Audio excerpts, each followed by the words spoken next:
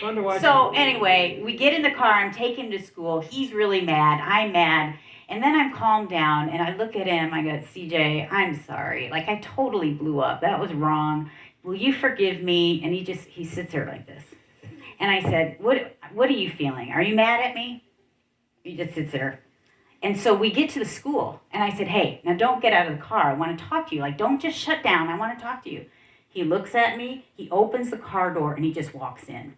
And now I'm like, oh my gosh. I'm the resolution person, so I'm all worked up, like, should I go in and get him and take him out to breakfast? I thought, no, he'd do this every morning. So I'm in a line, so they're all beeping. So I'm going home. I'm like, what am I going to do? This is terrible.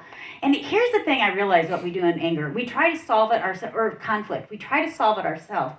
Why don't we go to God first? Because what does he say in James? If any of you lacks wisdom, let him ask of God, who gives generously. And so I have nowhere to go, so I'm like, Jesus, I don't know what to do. Like, I don't even know how to do this. I know how to work this with Dave now, but how do I do it with my kids? And he gives me this picture, because God hears those prayers and he wants to answer. So I go home, I get a sheet of paper, and I write down I draw the picture God gave me.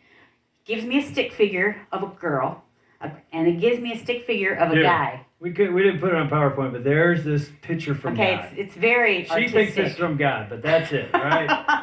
That's what she drew. And then there's just a box, right? Stick figure woman, stick figure boy, brick in the middle, okay? That's all it is. So right? then... That's from God, all right? And it actually was. Can you see it? It doesn't matter. You get it. Okay, so CJ comes home, goes upstairs. I put it on his desk where he studies. He goes home. He comes downstairs with this picture. He goes, Mom, what is this? And I said, oh, that's what God gave me today. He's like, wow. You must be very bad if this is how God has to communicate to you. I goes, no. He goes, so what is it? I said, well, the woman is me, and the guy is you, and that's a brick between us. He goes, I don't even get what you're saying. I said, that brick is the fight that we had today. He's like, I'm not even mad about that. That was dumb. I'm over it. I said, I'm over it too. I'm not mad. But that doesn't mean that brick and the fight is resolved. It means we're not mad that it's there any longer. And I go, and let me tell you, Dad and I speak all over the country to people that have been married 5 months and 50 years. And they have a fight and they create a brick.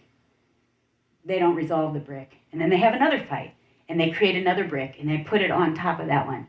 And I said, and pretty soon they have brick after brick after brick, and there are so many that they can't even talk to each other anymore because there's this wall of unresolved conflict. And I said, and I see moms and dads with their kids that can't even talk anymore because there's so much unresolved anger, disappointment, issues, that there's no relationship. And he goes, so how do we get rid of the brick? So we went through a lot of this stuff. And I told him what I was feeling. I apologized. I said, what are you mad? Like, tell me what was going on. We talked about that. We weren't angry. We talked about it. And I got out, and then we prayed. And I asked him to forgive me, said I was sorry. He did the same. And I got out my eraser, my pencil, and I erased the brick. And I said, let's promise that we never have any bricks in our relationship. And so when I look at you guys,